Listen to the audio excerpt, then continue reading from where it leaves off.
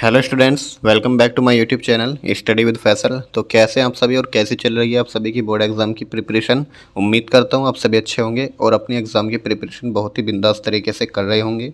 Students, आज की इस वीडियो में हम आपके लिए चैप्टर 3 लेकर आए हैं, जिसमें दो चर वाले रैखिक समीकरण युग्म जो आपका चैप्टर है उसको बिल्कुल बेसिक से एडवांस हम पढ़ने वाले हैं। जो बच्चा इसके चैप्टर के बारे में एक ABCD भी नहीं जानता, उस इस वीडियो को देखने के बाद मैं गारंटी लेता हूँ वो अपने आप सवाल करने लगेगा। तो बिल्कुल वीडियो को शुरुआत से लेकर लास्ट तक देखिएगा, बिल्कुल भी स्किप मत कीजिएगा। एक एक स्टेप को ध्यान से समझना, जो जो मैं पॉइंट बताऊँ उसको अपनी कॉपी में लिखना और एक एक क्वेश्चन को सोल्व करने की कोशिश करना मेरे साथ साथ। तो चलिए वीडियो को स्टार्ट करते हैं। तो सबसे पहले समझिए स्टूडेंट्स, दो चर वाले रैखिक समीकरण युग्म होते क्या हैं। तो आपने बहुपद में पढ़ा होगा कि जिसकी पावर जितनी होती है चर में वही उतने ही उसमें शून्य होते हैं। तो हमने जैसे मान लीजिए मैंने लिख दिया आपके सामने AX² + BX + C। तो आप कहेंगे सर ये क्या है। अगर मैंने आपसे पूछा ये क्या है तो आप कहोगे सर एक द्विघात बहुपद है। क्या बोलोगे इसको? द्विघात बहुपद है। और कितने चर हैं इसमें? आप कहोगे सर एक ही चर है x, तो एक ही चर है तो एक चर में क्या बोलेंगे इसको? द्विघात बहुपद एक चर में है। अगर मैंने लिख दिया AX + BX और प्लस के C, अब आप क्या कहोगे इसको? ये इसकी घात कितनी है? एक घात है तो इसको बोलेंगे हम रैखिक बहुपद। इसको क्या बोलेंगे हम? रैखिक बहुपद। जिसकी घात एक होती है उसको क्या बोलते हैं? रैखिक बहुपद। और चर कितने इसमें? अब भी एक ही चर है तो इसको भी हम क्या बोलेंगे? एक चर में रैखिक बहुपद। लेकिन अगर मैंने अब क्या बोल दिया AX और यहाँ पर लिख दिया BY और +C, तो ये क्या हो जाएगा? इसमें रैखिक बहुपद तो ये अब भी है, लेकिन कितने चर हो गए अब की बार? एक X हो गया, एक Y हो गया। इसका मतलब ये दो चर में रैखिक बहुपद हो जाएगा, हाँ या ना? तो इसको बोलेंगे दो चर में रैखिक बहुपद। ये अभी क्या है? बहुपद है। अच्छा, बहुपद है और समीकरण में क्या अंतर होता है? अगर इसके इक्वल में हम 0 लगा दें, AX + BY + C के बराबर में हम क्या लगा दें? 0, तो ये बन जाएगा आपका दो चर में रैखिक समीकरण। क्या बन जाएगी? दो चर में रैखिक समीकरण। ये केवल समीकरण बनी है, ठीक है। लेकिन चैप्टर का नाम क्या है? दो चर वाले रैखिक समीकरण युग्म। युग्म का मतलब होता है जोड़ा, यानी कपल। तो यहाँ पर हम जोड़े बनाएंगे दो समीकरणों के। तो मान लीजिए एक समीकरण है A1X + B1Y और +C1, तो इसको बोलेंगे हम एक समीकरण। किसमें? दो चर में रैखिक समीकरण। अगर A2X और B2Y और +C2 लिख दिया तो इन दोनों का जो जोड़ा बनेगा, इन दोनों समीकरणों का जोड़ा, तो इसको बोलेंगे हम दो चर में रैखिक समीकरण युग्म। रैखिक समीकरण युग्म। तो ये इस टाइप की इक्वेशन हम इस चैप्टर में पढ़ने वाले हैं। आपको हमेशा दो इक्वेशन देगा, है ना, तो उसमें आपको दोनों इक्वेशन को सोल्व करके x और y का मान निकालना होगा, बस। तो दोनों समीकरणों को सोल्व करने के दो मेथड होते हैं, एक प्रतिस्थापन मेथड यानी प्रतिस्थापन विधि और एक होता है विलोपन विधि। तो दोनों मेथड में एक एक करके सिखाऊंगा आपको, बहुत ही ध्यान से सीखेगा। तो सबसे पहले हम बात करते हैं इनको सोल्व करने के मेथड। तो इसके मेथड कितने हैं? दो मेथड हैं। एक तो प्रतिस्थापन विधि और एक होता है इसमें विलोपन विधि। तो दो मेथड हैं, दोनों को ध्यान से समझना, ठीक है। अब एक इक्वेशन मान लेते हैं हम कोई भी। तो मान लीजिए एक इक्वेशन है यहाँ पर x + 2y और बराबर में 19, और एक इक्वेशन मान लेते हैं -x + के 2y और बराबर में 1। ये दो समीकरण युग्म हैं। इसमें क्वेश्चन मान लीजिए इसको कि दी गई समीकरणों को हल कीजिए, तो इनको हल करना है, ठीक है। तो हल करने का मतलब होता है स्टूडेंट्स x और y का मान निकालना है, ठीक है। तो अब दोनों मेथड से मैं करके दिखाऊंगा इसको, प्रतिस्थापन विधि से भी और विलोपन विधि से भी। तो एक एक मेथड को ध्यान से समझना। जब आप प्रतिस्थापन विधि से करते हैं तो हम क्या करेंगे? सबसे पहले सॉल्यूशन इक्वेशन को लिखेंगे x + 2y बराबर 19, इक्वेशन नंबर 1, और इक्वेशन 2 को लिखेंगे x + 2y बराबर 1, समीकरण नंबर 2। अब ध्यान से समझिए, प्रतिस्थापन विधि का मतलब क्या होता है? प्रतिस्थापित करना, यानी किसी एक के मान को उठा करके दूसरे इक्वेशन में स्थापित कर दीजिए। यानी अगर मैं यहाँ से x का मान निकालूँ तो कितना आ जाएगा? 19 - के 2y, और अगर y का मान निकालो तो y का निकालना मुश्किल हो जाएगा क्योंकि दो गुना में है। तो ऐसा मान निकाल लीजिए जो आसान हो। तो यहाँ से किसी भी एक इक्वेशन से, जरूरी नहीं है पहली इक्वेशन से निकालो, किसी भी इक्वेशन से आप किसी एक वेरिएबल का मान निकाल लो और दूसरे में उठाकर रखना है। तो सबसे पहले क्या करेंगे, इस वाली इक्वेशन को लेके चल रहे हैं। तो समीकरण एक से हमने क्या किया कि x को तो इधर ही रखा और 2y को हम इधर ले गए। तो कितना आ जाएगा 19 माइनस के 2y। ठीक है, तो x का मान कितना आ गया 19 माइनस 2y। अब समीकरण एक से निकाला हमने ये, तो किस में रखेंगे अब समीकरण दो में। तो यह मान समीकरण दो में रखने पर, यह मान समीकरण दो में रखने पर, ठीक है। तो समीकरण दो में x कैसा है माइनस का, और यहाँ पर x की वैल्यू है 19 माइनस 2y। तो जहाँ पर भी x लिखा होगा उसकी जगह क्या लिखेंगे 19 माइनस 2y। तो माइनस चिन्ह पहले लगाओ और ब्रैकेट के अंदर लिखना 19 माइनस 2y, ये x के स्थान पर लिख दिया हमने, और प्लस के 2y एज इट इज बराबर में आ जाएगा 1। यहाँ माइनस की मल्टीप्लाई करेंगे तो हो जाएगा माइनस 19 और प्लस के 2y और प्लस के 2y बराबर में 1। ये 2y और 2y कितने हो जाएंगे 4y, और माइनस 19 इधर जा करके कैसे हो जाएंगे प्लस के 19। तो 4y इज इक्वल टू कितना आ जाएगा 19 और 1 20। अब यहाँ से 4 से 20 कट जाएगा तो y का मान कितना आ जाएगा 5। तो y का मान तब आ गया आपका, y का मान 5 आ गया। y का मान किसी भी इक्वेशन में उठा करके रख दो, चाहे पहली में चाहे दूसरी में, आपका क्या आ जाएगा x का मान और आ जाएगा। तो लिखेंगे y का मान समीकरण एक में रखने पर, किसी में भी रख सकते हो तुम, ठीक है। तो एक में रख दीजिए, यहाँ पर x लिखेंगे प्लस के 2 और y लिखा है तो y का मान लिखेंगे गुना में 5 और बराबर में 19। तो 5 2 पंजे हो जाएगा यहाँ पर 10 और बराबर में 19। 10 को इधर ले जाएंगे तो कितना आ जाएगा 19 में से 10 गए 9। तो x का मान कितना आ जाएगा 9 और y का मान कितना आ गया 5। तो यही क्या है इस समीकरण के हल है। तो ये मेथड हो गया आपका प्रतिस्थापन विधि। एक बार फिर से समझिए, प्रतिस्थापन विधि क्या है कि जब भी दो इक्वेशन आपको दे तो किसी एक इक्वेशन से किसी एक वेरिएबल का मान निकाल लीजिए, या तो x का या y का। तो जैसे x का मान हमने समीकरण एक से निकाल लिया, ये तो समीकरण एक से निकाला है तो दूसरे समीकरण में रखना है, तो दूसरे समीकरण में रख दिया। उसके बाद जो दूसरे समीकरण में रखा है वहाँ से y का मान आएगा, जो y का मान आएगा किसी भी समीकरण में रख दीजिए, वहाँ से फिर x का मान आ जाएगा। तो इस प्रकार से हम प्रतिस्थापन विधि से समीकरणों को हल करते हैं। अगर विलोपन विधि से आपको हल करना हो इन्हीं इक्वेशन को, कैसे करेंगे, तो x प्लस के 2y बराबर 19 समीकरण एक, और दूसरी है माइनस x प्लस के 2y बराबर 1 समीकरण 2। तो विलोपन विधि में क्या करते हैं, x और y किसी एक के गुणांक को बराबर कर लीजिए। क्या कर लीजिए, x और y किसी एक के गुणांक को बराबर करना है। तो गुणांक क्या होता है, जैसे यहाँ पर y के गुणा में क्या लिखा है 2, तो यहाँ पर इसका y का गुणांक हो जाएगा 2। यहाँ पर x की गुणा में कुछ नहीं है तो यहाँ पर +1 है इसका गुणांक, ठीक है। ऐसे ही यहाँ पर y का गुणांक 2 है, ठीक है, बिल्कुल बराबर है, यहाँ पर ऑटोमेटिक बराबर है, हमें बराबर करने की ज़रूरत नहीं पड़ेगी। और यहाँ पर भी बराबर है, यहाँ भी 1 है तो यहाँ भी 1 है। अब दूसरी बात, अगर बराबर हो कि x का या y का गुणांक बराबर हो तब क्या करना आगे, उसके बाद हम करेंगे दोनों इक्वेशन के चिन्ह देखेंगे कि जैसे x का चिन्ह और x का चिन्ह अलग अलग है। अगर अपोजिट चिन्ह होगा, अगर क्या होगा अपोजिट चिन्ह की, एक का तो प्लस का एक का माइनस का, तो इक्वेशन को हम आपस में जोड़ेंगे। अगर सेम चिन्ह होगा तो इक्वेशन को आपस में घटाएंगे, ठीक है। अब देख लीजिए, x का चिन्ह प्लस का है, x का चिन्ह यहाँ पर माइनस का है, तो दोनों इक्वेशन को जोड़ दीजिए। तो लिखेंगे समीकरण एक व समीकरण दो को जोड़ने पर, व समीकरण दो को जोड़ने पर। तो जब समीकरण एक और समीकरण दो को जोड़ेंगे तो यहाँ पर ध्यान से देखेंगे, x से x खत्म हो जाएगा, 2y और 2y मिलकर के 4y हो जाएगा, और 19 और 1 हो जाएगा 20। यहाँ से y का मान आ जाएगा 5, ठीक है। अब y का मान 5 आ गया तो y का मान उठा करके या तो 1 में रख दो या 2 में रख दो। तो लिखेंगे y का मान समीकरण एक में रखने पर, तो जब समीकरण एक में रखेंगे यहाँ पर x और प्लस के 2, y की वैल्यू 5 है तो गुना में 5 आ जाएगा बराबर 19।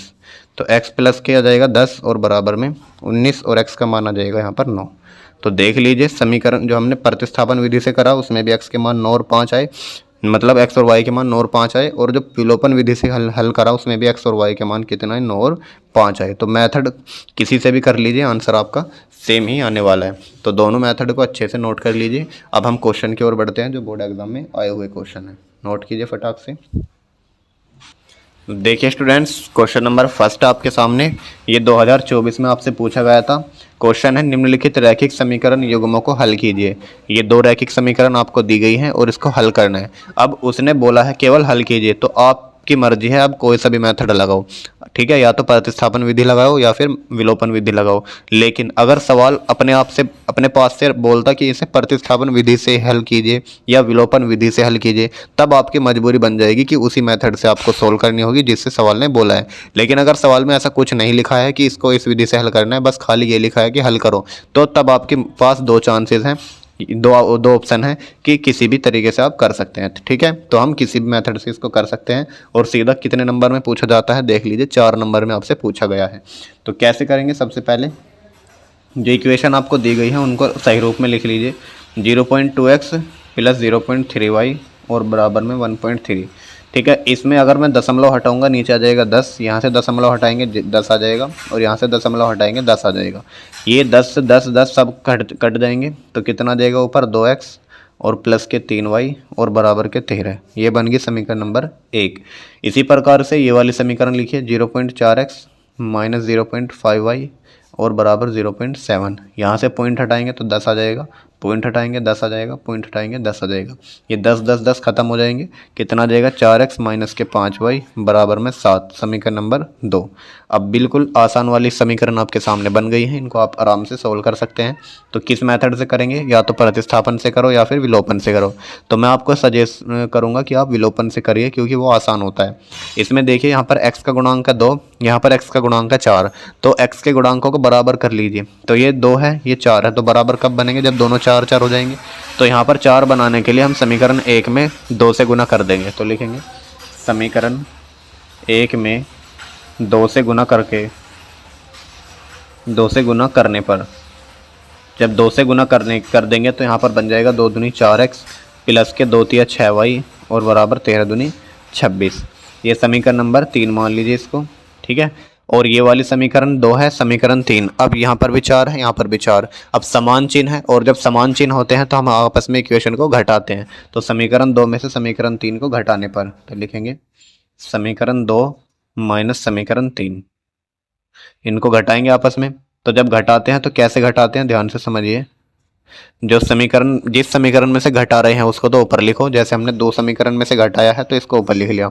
जिसको घटा रहे हैं उसको नीचे लिखेंगे, तो समीकरण 3 को घटा रहे हैं तो इसको नीचे लिखेंगे, 4x प्लस के 6y बराबर 26।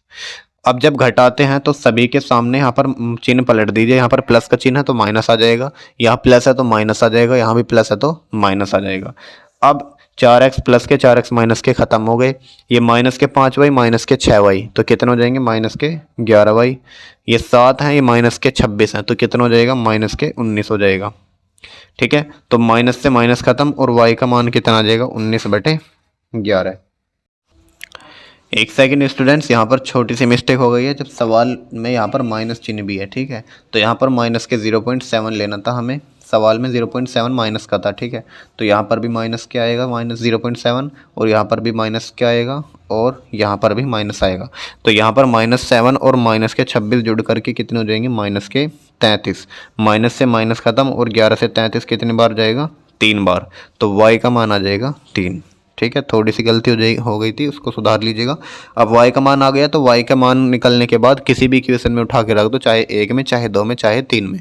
तो लिखेंगे y का मान समीकरण 1 में रखने पर, समीकरण 1 में रखने पर, तो जब समीकरण 1 में रखेंगे कितना आ जाएगा, यहाँ पर 2x और प्लस के 3, y की वैल्यू कितनी है 3 और बराबर 13। 3 हो जाएगा 9 और बराबर 13। इस 9 को इधर घटाएंगे, कितना आ जाएगा, 13 में से 9 गए 4, और x का मान आ जाएगा यहाँ से 2।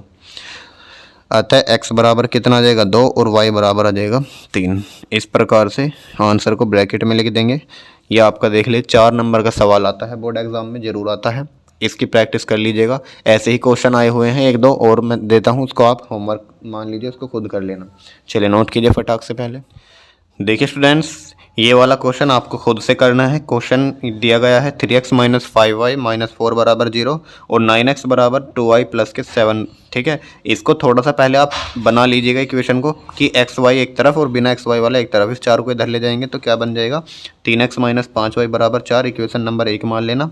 और यहाँ से देखिए x की वैल्यू इधर दी गई है और y इधर है, तो इसको इधर ले आएंगे तो 9x माइनस के हो जाएगा 2y और बराबर में 7। तब समीकरण 1 समीकरण 2 आपकी बन जाएंगी। इन दोनों को हल करके विलोपन विधि लगा करके x और y का मान निकालना, और x का मान आना चाहिए आपका 9/13 और y का मान आना चाहिए -5/13। और देख लीजिए 6 नंबर में आपसे पूछा गया था लॉन्ग क्वेश्चन में। चलिए इसको खुद कर लीजिएगा। नेक्स्ट क्वेश्चन की ओर बढ़ते हैं, नोट कीजिए। देखिए स्टूडेंट्स, नेक्स्ट क्वेश्चन है हमारे सामने, निम्नलिखित समीकरणों के युग्म को हल कीजिए। ये समीकरण दी गई है, ये मोस्ट इंपोर्टेंट समीकरण होती हैं जो बटे वाली होती है, जिसमें एक्स और वाई ऊपर न दे करके बटे में देता है, वे ज़्यादा इंपॉर्टेंट होती है। ठीक है, 2022-23 में पूछा भी गया है। तो देखिए इन सवालों को कैसे करेंगे सॉल्यूशन। सबसे पहले इक्वेशन को लिखेंगे 3/x प्लस के 2/y और बराबर में 11। अब हमेशा एक्स वाई को हमेशा ऊपर लाने की कोशिश करो, तो ऊपर कैसे आएंगे जब इनका एलसीएम हो जाएगा कैंची गुना, तो y की 3 में गुना तो 3y और प्लस के हो जाएगा 2x। ठीक है, और बटे में आ जाएगा xy बराबर 11। इस xy को गुना में ले जाइए तो इधर लिखेंगे 3y प्लस के 2x बराबर में 11xy, समीकरण नंबर 1। अब इसको हल करेंगे 4/x माइनस के 5/y बराबर 7 है। सेम एलसीएम लेंगे तो 4y माइनस के 5x और बराबर में बटे में आ जाएगा xy बराबर में 7। इस xy को गुना में ले जाएंगे तो 4y माइनस के 5x बराबर में 7xy, समीकरण नंबर 2। अब ध्यान से समझिए, यहाँ पर है 3y और यहाँ पर है 4y। ठीक है, या तो y के गुणांक बराबर कर लो या x के गुणांक बराबर कर लो, तो किसी एक के गुणांक बराबर कर लीजिए। तो मैं करता हूँ y के गुणांक बराबर या x के गुणांक बराबर कर लो, क्योंकि फिर हम जोड़ देंगे। तो x के गुणांक बराबर करने के लिए यहाँ पर तो 2x है और यहाँ पर 5x है, तो मैं क्या करूँगा 5 की तो समीकरण 1 में गुना और 2 की समीकरण 2 में गुना। तो लिखेंगे समीकरण 1 में 5 की व समीकरण 2 में 2 की गुना करने पर। ठीक है, तो गुना करने पर लिखेंगे समीकरण 1 में किससे करनी है 5 से, तो पूरी समीकरण में 5 से गुना कर दो तो कितना आ जाएगा 5 से 15y प्लस के 5 दूनी 10x और बराबर में 11 पंजे 55xy। ठीक है, अब उसके बाद समीकरण 2 में 2 की गुना करिए, जो समीकरण 2 है यहाँ पर 2 की गुना करनी है, तो 2 चौके हो जाएगा 8y और ये हो जाएगा 2 पंजे 10x और ये हो जाएगा 2 सत्ते 14xy। अब क्या करेंगे, ये समीकरण 3 मान लो, इसको समीकरण नंबर 4 मान लो। अब देखिए ये 10x प्लस के 10x माइनस के, तो हम क्या करें समीकरण 3 व 4 को जोड़ दें, तो लिखेंगे समीकरण 3 प्लस समीकरण 4। तो जब दोनों समीकरणों को जोड़ देंगे यहाँ से ये खत्म हो जाएगा, 15y और 8y हो जाएंगे 23y और बराबर में 55 और 14 कितने हो जाएंगे 4 5 9 और 5 और 1 6। यहाँ पर हो जाएगा x y से गया y और बचा 23 बराबर 69x और 23 क्या होता है 69, तो बचा 1 बराबर 3x। तो x का मान कितना आ जाएगा यहाँ से 1/3। ठीक है, अब x का मान 1/3 आ गया, किसी भी इक्वेशन में उठा करके रख दो, चाहे 3 में रख दो, चाहे 4 में, चाहे 1 में, चाहे 2 में, तो मर्जी है आपकी, किसी में भी रख दो। तो हम समीकरण 1 में रख लेते हैं, तो लिखेंगे x का मान समीकरण 1 में रखने पर, तो जब समीकरण 1 में रखेंगे तो यहाँ पर लिखेंगे 3y प्लस के 2, x की वैल्यू है 1/3 और बराबर 11, x की वैल्यू 1/3 और इंटू में y, तो कितना आ जाएगा 3y और प्लस के 2 एकम 2/3 और बराबर 11 एकम 11/3y। y वाले टर्म एक तरफ रख लीजिए, तो इसको इधर ले जाएंगे 2/3 बराबर आ जाएगा 11/3y माइनस 3y। ठीक है, यहाँ से 3 की गुना करेंगे तो कितना आ जाएगा 11y माइनस 3 थे 9y और बटे में 3 एकम 3, 11 में से 9 गए 2y बचेंगे और बटे में 3, यहाँ पर 2/3, ये 3 से 3 खत्म, 2 से 2 खत्म, तो y का मान आ गया 1। तो अतः x बराबर तो 1/3 तथा y बराबर आया 1। यही इस क्वेश्चन का राइट आंसर है और 6 नंबर में आपसे क्वेश्चन पूछा जाएगा, लॉन्ग क्वेश्चन बनेगा। ठीक है, नोट कर लिए, फिर नेक्स्ट क्वेश्चन की ओर बढ़ेंगे जल्दी से। देखिए स्टूडेंट्स, क्वेश्चन नंबर 3 एक ऑब्जेक्टिव सवाल है। जब आपसे सवाल ऑब्जेक्टिव पूछा जाता है तब आपको क्या करना है, तब आपको ऑप्शन से करना है। यानी इस 2 यहाँ पर इक्वेशन दी गई है, x + y = 10, x - y = 4। तो यहाँ पर ना तो आप प्रतिस्थापन लगाओ ना ही विलोपन लगाओ, क्योंकि अगर विलोपन या प्रतिस्थापन लगाओगे टाइम आपका बहुत ज़्यादा लग जाएगा। यहाँ पर ऑप्शन से उठा उठा करके मान रख कर देखें भाई, एक्स का मान अगर 5 और वाई का मान 2 रख कर देखें तो क्या यहाँ पर 10 आएगा, तो जिसमें 10 आ जाएगा वही हमारा राइट आंसर बन जाएगा। तो यहाँ पर x की वैल्यू 5 रखो और y की वैल्यू 2 रखो, तो 5 और 2 7 होते हैं, 10 नहीं होते, गलत हो गया। यहाँ पर 7 और 3 10 हो जाएगा, तो एक बार को राइट आंसर ये हो सकता है। अब इसमें भी रखो, s की दूसरी समीकरण को भी संतुष्ट कर रहा है या नहीं। यहाँ पर 7 रखो और यहाँ पर 3 रखो, तो 7 में से 3 गए 4 आ रहा है, बिल्कुल आ रहा है, तो राइट आंसर हमारा बी बनेगा। तो ऑप्शनल सवाल को हमेशा आपको बाय ऑप्शन करना है, बहुत टाइम बच जाएगा आपका। ठीक है, चलिए नेक्स्ट क्वेश्चन की ओर बढ़ेंगे, नोट कीजिए। देखिए स्टूडेंट्स, ये क्वेश्चन आपको खुद से करना है, सेम इसी टाइप का क्वेश्चन है, ऑप्शनल सवाल है और 2023 में आपसे पूछा गया है। तो इसमें आपको x और y का मान उठा उठा करके समीकरण में रख कर देखना, जो भी संतुष्ट हो जाए वही आपका आंसर बन जाएगा। ठीक है, चलिए नेक्स्ट क्वेश्चन की ओर बढ़ते हैं, नोट कीजिए इसको। देखिए स्टूडेंट्स, नेक्स्ट टाइप के क्वेश्चन जो आपसे बनेंगे वो किस टाइप के बनेंगे। आपसे पूछा जाएगा कि a के किस मान के लिए या p के किस मान के लिए बोल देगा दोनों इक्वेशन का कोई हल नहीं होगा, या अद्वितीय हल होगा, या अनंत हल होंगे। तो इस टाइप के क्वेश्चनों को कैसे करते हैं ध्यान से समझिएगा। सबसे पहले एक कंडीशन, 3 कंडीशन याद रखनी है। नंबर 1, यदि आपके पास 2 समीकरण दे आपको a1x प्लस b1y और बराबर c1, और एक इक्वेशन है a2x प्लस b2y और बराबर में c2। 2 इक्वेशन देगा हमेशा जैसे यहाँ पर दी है, और आपसे पूछेगा बताइए ये दोनों समीकरण एक दूसरे के समांतर हैं या समपाती हैं या प्रतिच्छेदी हैं, या पूछ लेगा एक कोई हल होगा या कोई हल नहीं होगा या अनंत हल होंगे। तो कैसे हम बताएंगे, तो ध्यान से समझिए। जब भी 2 इक्वेशन दे आपको ऐसी, तो सबसे पहले a1 अनुपात a2 निकालो, a1 अनुपात a2, उसके बाद b1 अनुपात b2 निकालो, और उसके बाद c1 अनुपात c2 निकालो। अगर ये तीनों बराबर आ जाते हैं आपके, तो रेखाएं कैसी होंगी आपकी, एक दूसरे के समपाती होंगी। कैसी होंगी रेखाएं, समपाती होंगी। ठीक है, समपाती रेखाएं होंगी। और रेखा समपाती का मतलब है कि एक रेखा जैसे अगर ऐसे जा रही है तो दूसरी रेखा भी इसी के ऊपर जा रही है, समपाती है, दोनों का पथ एक ही है। ठीक है, तो दोनों रेखा एक दूसरे को अनंत बार टच कर रही हैं, यानी इसके अनंत हल होंगे।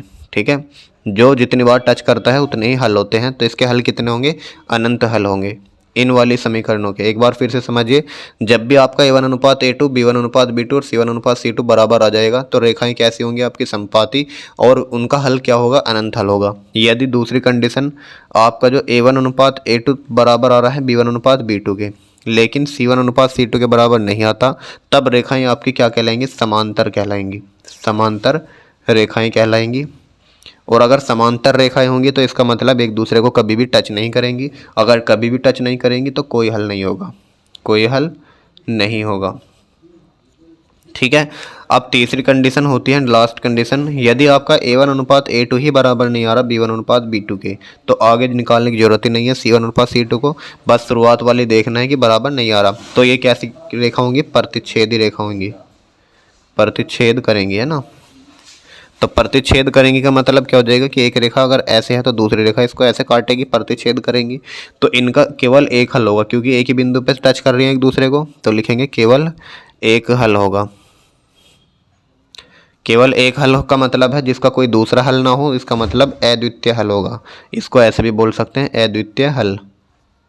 ठीक है, तो ध्यान से इन तीनों कंडीशन को अच्छे से रट लीजिए, क्योंकि इस पर एक क्वेश्चन बोर्ड में 100% पूछा जाएगा। जैसे यहाँ पर एक क्वेश्चन पूछा गया 2024 में, इसने बोला a के किस मान के लिए 2x प्लस ay बराबर 1 तथा 3x माइनस 5y बराबर 7 का कोई भी हल नहीं होगा। तो कोई भी हल किस कंडीशन में नहीं होता, तो यहाँ ध्यान रख देना, कोई हल नहीं होता किस कंडीशन में, कि a1 अनुपात a2 बराबर होता है b1 अनुपात b2 के, लेकिन c1 अनुपात c2 बराबर नहीं होता। तो यहाँ पर a1 क्या हो जाएगा, 2 हो जाएगा, b1 क्या हो जाएगा आपका a हो जाएगा, और c1 हो जाएगा 1। यहाँ पर a2 हो जाएगा 3 और b2 हो जाएगा -5 और c2 हो जाएगा 7। तो सबसे पहले इन इक्वेशन को लिखेंगे 2x प्लस के ay बराबर 1, और दूसरी समीकरण है 3x माइनस के 5y बराबर 7। तो a1 कितना आ जाएगा इसमें 2, b1 कितना आ जाएगा इसमें a, और c1 आ जाएगा 1, a2 आ जाएगा इसमें 3, b2 हो जाएगा माइनस के 5 चिन्ह सहित लेना है, और c2 हो जाएगा 7। अब निकालेंगे a1 बटे a2 बराबर होता है b1 बटे b2 के, और बराबर नहीं होता C1/C2 के, क्योंकि उसने बोल दिया कि कोई हल नहीं होगा। तो कोई हल किस कंडीशन में नहीं होगा, इस कंडीशन में नहीं होगा। तो ये कंडीशन आपको लगानी है। A1 अनुपात A2 का मान निकालो भाई। A1 की वैल्यू 2 है, A2 की वैल्यू है 3, बटे में 3 आ गया, बराबर B1 की वैल्यू है A और B2 की वैल्यू है -5। ठीक है, बराबर नहीं है। C1/C2 की वैल्यू है 1 और C2 की वैल्यू कितनी है 7। तो अब किसी भी दो समीकरणों को लेकर के हल कर लो, इन दोनों को लेकर हल कर लो, ए का मान आ जाएगा यहाँ से। तो ए का मान निकालने के लिए इसको इसमें गुना कर देंगे, तो -5 दूनी 10/3 बराबर आ जाएगा ए। तो हमसे केवल ए का ही मान पूछा था क्वेश्चन ने कि ए का मान क्या होगा, तो कितना आया -10/3, यानी ऑप्शन नंबर सी इसका राइट आंसर हो जाएगा। तो इस पर कई प्रकार के सवाल आए हुए हैं बोर्ड एग्जाम में, उनको और देख लेते हैं। लेकिन उससे पहले ये 3 कंडीशन अपनी कॉपी में लिख लीजिए, बहुत इंपॉर्टेंट कंडीशन है। ठीक है, तो चलिए नेक्स्ट सवाल की ओर बढ़ते हैं फटाक से। अब देखिए स्टूडेंट्स, इसी टाइप का एक क्वेश्चन भी आपसे पूछा गया है बोर्ड एग्जाम में, 2024 में पूछा गया था। पी के किस मान के लिए समीकरण 3x - y + 8 = 0 और 6x - py = 16 समपाती रेखाएं निरूपित करती हैं। तो समपाती रेखाएं बोल दिया उसने, तो समपाती की क्या कंडीशन बताई थी कि जब दोनों रेखा एक ही पथ पर हो, और जब दोनों रेखा एक ही पथ पर होती हैं तो उसकी कंडीशन होती है A1 अनुपात A2 बराबर होता है B1 अनुपात B2 के, और बराबर होता है C1 अनुपात C2 के। ठीक है, तो इसके लिए मुझे क्या क्या चाहिए, एक किसी भी दो को लेकर हल कर लो जिसमें P आ रहा हो, क्योंकि हमें P का मान निकालना है। और P किस में आ रहा है, B में आ रहा है। तो B वाले को A के साथ लेके हल कर लो या B को C के साथ लेके हल कर लो, मर्जी तुम्हारी है। तो हम इस वाले को लेके हल करते हैं ताकि हम आसानी से सवाल को कर सकें। A1 क्या हो जाएगा, इसमें 3 हो जाएगा, बटे A2 हो जाएगा यहाँ पर 6, बराबर B1 क्या हो जाएगा यहाँ पर -1 हो जाएगा, और B2 क्या हो जाएगा -P। माइनस से गया माइनस, 3 से गया 2, तो 1/2 आ गया किसका, 1/P। तो P को इधर ले जाओ, 2 को इधर ले जाओ, तो P का मान आ गया 2। इसका क्वेश्चन का आंसर बनेगा ऑप्शन नंबर बी। तो इस टाइप से हम क्वेश्चनों को हल करेंगे। अब एक क्वेश्चन मैं आपको होमवर्क के लिए दूंगा, इसी प्रकार का आया हुआ क्वेश्चन है, फिर वीडियो को हम समाप्त कर देंगे। आज की वीडियो में हम इतना ही करेंगे। चलिए जल्दी से यहाँ तक नोट करेंगे। देखिए स्टूडेंट्स, ये वाला क्वेश्चन आपको होमवर्क में मैं आपको देता हूँ, इसको खुद से करिएगा। रैखिक समीकरणों के एक युग्म x - y = 8, 3x - 3y = 16 के हलों की संख्या क्या होगी। तो इसमें आपसे पूछा है कितने हल होंगे, तो आपको बताना है A1 अनुपात A2 और B1 अनुपात B2 C1 अनुपात C2 वाला देख करके कौन सा होगा इसमें, और फिर ऑप्शन आपको इसमें टिक करना होगा। तो आज की क्लास में हम इतना ही करेंगे। बाकी इससे नेक्स्ट पार्ट में जो इसका आधा चैप्टर रह गया है उसमें हम हिंदी वाले प्रश्न करेंगे, जिसमें आपसे पूछे जाते हैं हिंदी दे करके आपको इक्वेशन बनानी होती है। ठीक है, तो कल उसको हम क्लियर करेंगे, फिर ये आपका चैप्टर फिनिश हो जाएगा। इन्हीं क्वेश्चन की प्रैक्टिस करनी है आपको बस, इनके अलावा एक भी क्वेश्चन आपको करने की ज़रूरत नहीं है। अगर इन्हीं क्वेश्चन को आपने अच्छे से कर लिया तो इन्हीं क्वेश्चन में से आपको बोर्ड एग्जाम में देखने को मिलेगा। ठीक है, तो वीडियो को लाइक करके चैनल को सब्सक्राइब कर देना, और मिलते हैं नेक्स्ट वीडियो में। तब तक के लिए जय हिंद, टाटा, बाय बाय।